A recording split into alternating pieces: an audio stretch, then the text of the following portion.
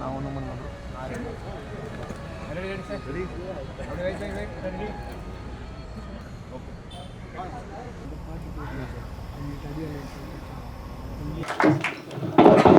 தேங்க்யூக்கா, நன்றி.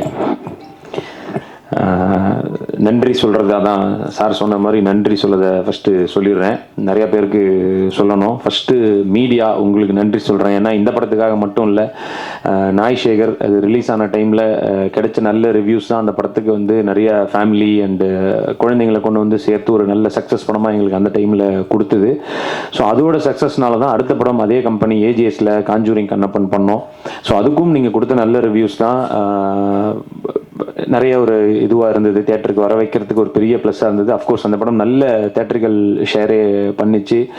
நெட்ஃப்ளிக்ஸாக இருக்கட்டும் and satellite எல்லாமே ரொம்ப நல்ல இதுக்கு போச்சு. ரொம்ப ஹாப்பி அவங்க எல்லாருமே. அந்த ஹாப்பிக்கு காரணம் நீங்கள் கொடுத்த அந்த ரிவ்யூஸ் தான். ஸோ உங்களுக்கு மிகப்பெரிய நன்றி மீடியாவுக்கு, உங்களுக்கு அண்டு தமிழ்நாட்டு மக்களுக்கும் இதில் ஒரு நன்றியை சொல்லிக்கிறேன். ஏன்னா அவங்க எல்லாம் வந்து தேட்டரில் ஹீரோ யார் அப்படின்லாம் கவலைப்படாமல் வந்து பார்த்தது தான். கதை நல்லா இருந்ததுன்னா யாராக இருந்தாலும் பார்ப்போம் அப்படின்னு சொல்லி பார்த்த 2 படங்கள் அந்த படம். ஸோ அதனால் தமிழ்நாட்டு மக்களுக்கும் அவர்கள் ரசனைக்கும் நான் இங்கே நன்றி சொல்லிக்கிறேன்.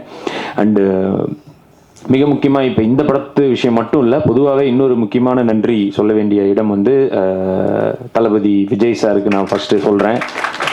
ஏன்னா இந்த படம் வந்து செக்கு வந்து ஃபஸ்ட்டு அவர் கையில் இருந்து தான் வாங்கினதே. நாங்கள் டைரக்டருக்கு அந்த செக் அவர் கையில் தான் வாங்கினோம். ஸோ அப்படி எங்களுக்கு தொடங்கி வச்சார். அண்டு அவர்கிட்ட வந்து நான் இப்போ ஒரு இந்த கட்சி பேர் அனௌன்ஸ் பண்ணுறதுக்கு முன்னாடி நாள் என்னை கூப்பிட்டுருந்தார் ஸ்பாட்டுக்கு சொல்லி போயிருந்தேன். அப்போ போனப்போ அவர் சொன்ன ஃபஸ்ட்டு வார்த்தை அது அவ்வளோ ஹாப்பியாக இருந்துச்சு. என்னென்னா, காஞ்சூரிங் கண்ணப்பன் சூப்பர் ஹிட்டுப்பா அப்படின்னாரு.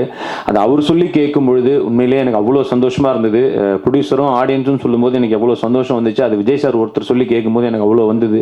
அந்த படம் அவர் பார்த்துருக்காரு, அதை பற்றி என்கிட்ட பேசணும்னு நினச்சிருக்காருன்றதே எனக்கு ஒரு மிகப்பெரிய ஒரு சக்ஸஸாக இருந்தது.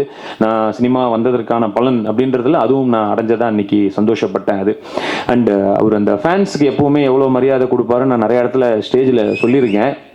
அதில் முக்கியமாக இந்த இடத்துல நான் சொல்கிறேன். ஏன்னா கத்தி ஷூட்டிங் நாங்கள் ஹைதராபாத்தில் பண்ணிகிட்டு இருக்கும்போது இவன் வெங்கி வந்து விரித்தனமான விஜய் சார் ஃபேன். அவன் நிறையா அவரை பற்றி நிறையா பேசிகிட்டே இருப்போம். நான் அந்த ஷூட்டிங்கில் வந்து அவர்கிட்ட நான் போகும்போது சொல்லியிருக்கேன், இந்த மாதிரி ஒரு ஃபேன் ஒருத்தன் இருக்கான் சார், எல்லாத்தையும் பார்ப்போம், இதை பற்றி இது பண்ணுவோம், உங்களை பற்றி தான் சார் பேசிக்கிட்டே இருப்பான், லவ் பண்ணுறான் சார் உங்களை அப்படின்ற மாதிரி சொல்லியிருந்தப்போ அன்றைக்கி கரெக்டாக நாங்கள் ஷூட்டில் இருக்க அன்றைக்கி உனக்கு பர்த்டே. நான் சொல்கிறேன் சார், நான் சொல்லுவேன் இல்லை சார் வெங்கி அவனுக்கு இன்றைக்கி பர்த்டே சார் அப்படின்னு. அப்படியா, கால் பண்ணியா, விஷ் பண்ணுவோம் அப்படின்னாரு. அதுவே பெரிய மனசு. ஏன்னா அது ஓகே நான் சொன்னேன்னு சொல்லியிருந்துருக்கலாம், பட் கால் பண்ணியா விஷ் பண்ணுவோன்னு சொன்னார். நான் சொன்னேன் சார், இல்லை சார் நீங்கள் கால் பண்ணி பேசினதுக்கப்புறம் அவன் பொண்டாட்டிக்கிட்ட சொன்னால் கூட நம்புவாங்களான்னு தெரியாது. யார் விஜய் சார் உங்கள்கிட்ட ஃபோன் பண்ணி விஷ் பண்ணார் பாயா அப்படின்ற மாதிரி. ஏன்னா ஆல்ரெடி பல போய் சொல்லி வச்சுருந்துருப்பான், அதனால் அவங்களுக்கு அந்த டவுட்டுகள்லாம் இருந்திருக்கலாம். சரி நான் சொன்னேன், இல்லை சார் நம்புறதுக்கு வாய்ப்பு இல்லையே சார் அப்படின்னு. என்ன பண்ணுறது, சரி ஒரு வீடியோ எடுத்து அனுப்பிச்சி விடுவோம் அப்படின்னு சொல்லிட்டு அவர் ஒரு வீடியோ வந்து எடுத்து அதை நான் வந்து அவனுக்கு அனுப்பிச்சி விட்டேன். ஸோ நிச்சயமாக அந்த டைமில் வந்து ஒரு ஃபேன்ஸுக்கு மரியாதை கொடுக்கறதுல இவ்வளோ ஒரு பெரிய ஹீரோவை நான் பார்த்தேன். அந்த வீடியோ வந்து நான் நிறைய பேர் இப்போ கேட்டாங்க எனக்கு இதில் ஒரு விகடன் இன்டர்வியூவில் அதை பற்றி பேசியிருந்தேன்னு சொல்லிட்டு நான் முடிக்கும் போது அதை அப்ளை பண்ணி காட்டுறேன். உங்களுக்கு அது கண்டிப்பாக பெரிய இதாக இருக்கோ இல்லையோ, பார்க்குற மேபி அவங்களுக்கு ஆடியன்ஸுக்கு ரொம்ப ஒரு இதுவாக இருக்கும். நான் அதை எடுத்து வச்சுருக்கேன்.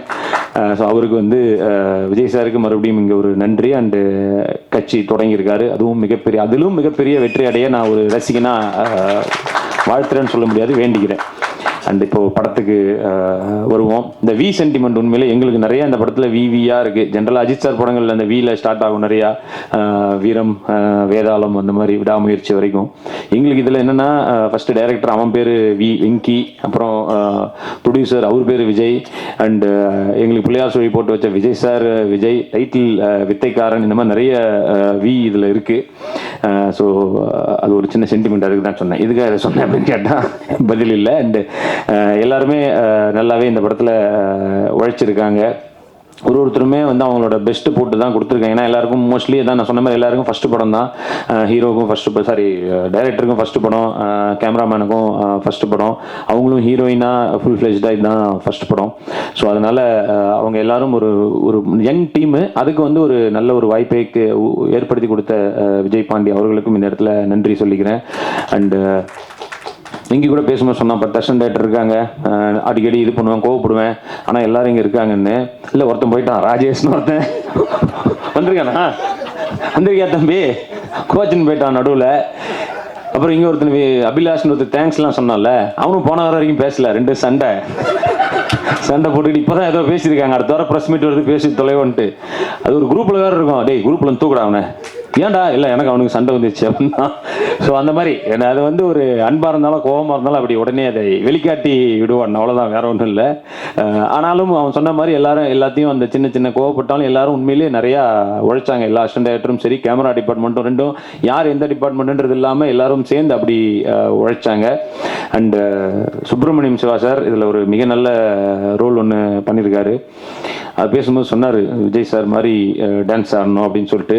நான் யோசிச்சு பார்த்தேன், சார் தளபதி விஜய் மாதிரி இல்லை, தலைவாசல் விஜய் மாதிரி ஆடினாலே பெரிய விஷயம் தான் எனக்குலாம். அவர் கூட கவலைப்படாதே சகோதரா அந்த பாட்டில் செம்மையாக ஆடிருப்பாரு. ஸோ தலைவாசல் விஜய் கூட சொல்ல முடியாது, நம்ம ப்ரொடியூசர் விஜய் லெவலுக்கு ஆடினாலே எனக்கு டான்ஸில் பெரிய விஷயம்தான். பட் இதில் ஓரளவுக்கு நல்லாவே ஆட வச்சிருக்காரு ரிச்சி, நம்புகிறேன். அது கஷ்டமாக தான் இருக்குது உண்மையிலே, டான்ஸ் ரொம்ப பெரிய கஷ்டமான வேலை தான். நான் அதுக்கும் விஜய் சார் உதாரணத்துக்கு சொல்கிறேன். நாங்கள் வந்து இந்த கத்தி ஷூட்டில் இருக்கும்போது சாங் வந்து முன்னாடி நாள் தான் வந்தது. ஸோ அவர் ரிஹர்சல் பண்ணியிருக்க வாய்ப்பே இல்லை.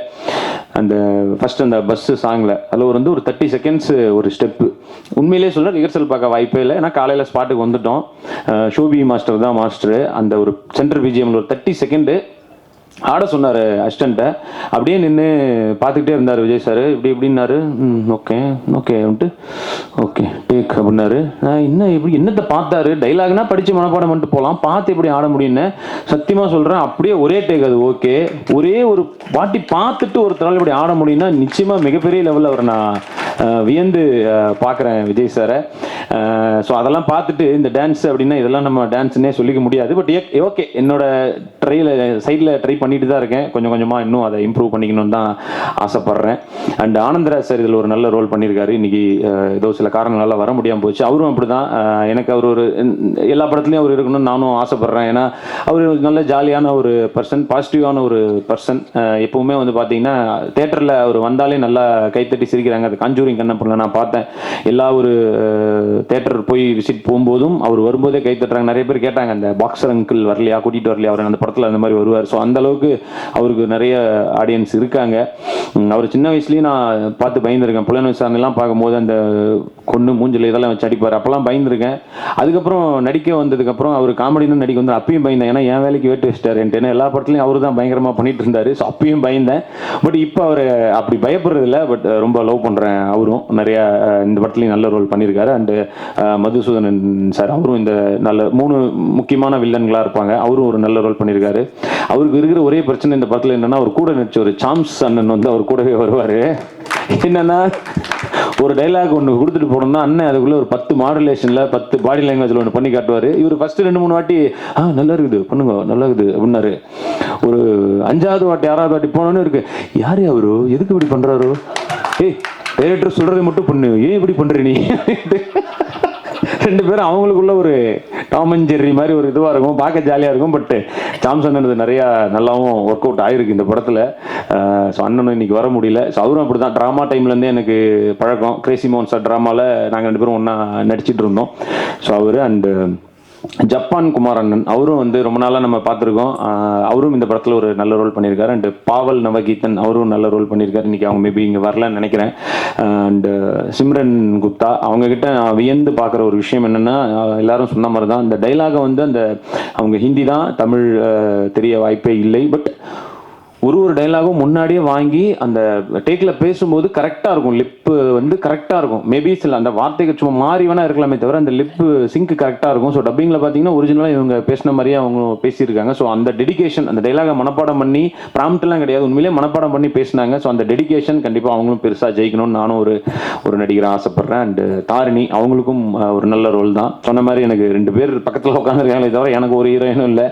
1/2 மணி நேரம் நடிச்சான், விக்ரமுக்கு தான் ஒரு பேரை கொடுத்து விட்டாங்க இதில். ஸோ அதான் அந்த கதையின் நாயகனாக இருக்கும் பொழுது நம்மளை சுற்றி எல்லாரும் நல்லா ஸ்கோர் பண்ணுற மாதிரி தான் இருக்கும். அது எனக்கு இதுலேயும் ஃபீல் ஆச்சு காஞ்சூரிங் கண்ணப்பன். எப்படின்னா இப்போ நம்ம உள்ள தேலிதா படம்லாம் நான் பார்க்கும்போது கிளைமேக்ஸில் கார்த்திக் சார் சண்டை போட்டுட்டு இருப்பாரு, இந்த பக்கம் கவுண்டமணி சார் வந்து அவர் ஜாலியாக ஏதாச்சும் இருப்பார். எனக்கு கார்த்திக் சாரை காட்டும் போதெல்லாம் எனக்கு தோணும், அட இது இருக்கட்டும், நான் அவர் கவுண்டமணி சாரை காட்டுங்க, அவர் சண்டை போட்டு தான் ஜாலியாக இருக்குன்னு குழந்தையா பார்த்து ரசிச்சேன். இப்போ நான் அந்த மாதிரி இடத்துக்கு போயிட்டேன். நான் இருந்தாலும் அங்கேருந்து அந்த பக்கம் வந்து ஆனந்தராசர், கிங்ஸ்லி, விடிவிஎன் இவங்கெல்லாம் பண்ணும்போது அது வரட்டும், இவர் நீ ஏன்பா சும்மா சீரியஸாக பேசினிருக்கின்ற மாதிரி தான் இருக்கும். பட் எனிவே அது கதையை நகர்த்தி கொண்டு போகும்போது அதெல்லாம் வந்து அப்படி தான் இருக்கும். இதுலேயும் அந்த மாதிரி என்னை சுற்றி எல்லாரும் நிறையா இது பண்ணுவாங்க. பட் ஒரு ஹீரோவாக ஒரு அந்த கேரக்டர் இருக்கும்பொழுது அது எப்படி போகணுமோ அப்படி தான் இந்த கேரக்டரை கொண்டு போயிருக்காங்க. ஒரு நல்ல ஒரு முயற்சியாக தான் நம்புகிறோம். உண்மையிலே ஏர்போர்ட்டில் எடுத்தோம், அங்கே எல்லாரும் நல்லபடியாக ஒத்துழைப்பு கொடுத்தாங்க. கோயம்புத்தூர் ஏர்போர்ட்டில் தான் எடுத்தோம். அஃப்கோர்ஸ் இங்கே ஒரு அவருக்கே எவ்வளோ சொன்னாங்க, 3 லட்சமோ என்னமோ சொன்னாங்க, ரொம்ப இதுவாக இருந்தது. பட் கோயம்புத்தூர் ஏர்போர்ட் ஓரளவுக்கு மேட்ச் பண்ணி அதையும் எடுத்திருக்கோம். அண்ட் செட்டு எல்லாமே நல்லபடியாக இது பண்ணி கொடுத்தாரு தயாரிப்பாளருக்கு. இந்த இடத்துல எங்களை நம்பி ஒரு யங் டீமை நம்பி கொடுத்ததுக்கு நன்றி ப்ரோ. நீதி நடிச்ச எல்லாரையும் சொல்லிட்டேன்னு நினைக்கிறேன். அண்ட் மியூசிக் விபிஆர் அவரும் அவருடைய ஃபர்ஸ்ட் படம்க்கு நல்லாவே சூப்பராகவே ஒர்க் பண்ணியிருக்காரு. சாங்கை விட இன்னும் பிஜிஎம்மில் நல்லாவே ஒர்க் பண்ணியிருந்தார். எனக்கு அது இன்னும் ரொம்பவுமே பிடிச்சிது. ஸோ ஓவராலாக ஒரு யங் டீம் ஒரு நல்ல படம் பண்ணியிருக்கோன்னு நம்புகிறோம். கேமராமேன் ஒரு நாளைக்கு திட்டுவான், என்ன மட்டும் விட்டு அப்படின்ட்டு. ஸோ யுவாவும் ஒரு ஃபர்ஸ்ட் படத்துக்கு நிச்சயமாக எல்லாருமே அவங்களோட ஒரு பெஸ்ட்டாக கொடுத்துருக்காங்கன்னு தான் நான் நம்புகிறேன்.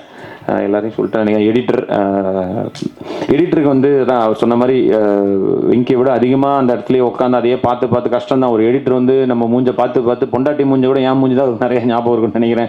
எப்போ பார்த்தாலும் பார்த்து கஷ்டமான ஒரு வேலை தான்.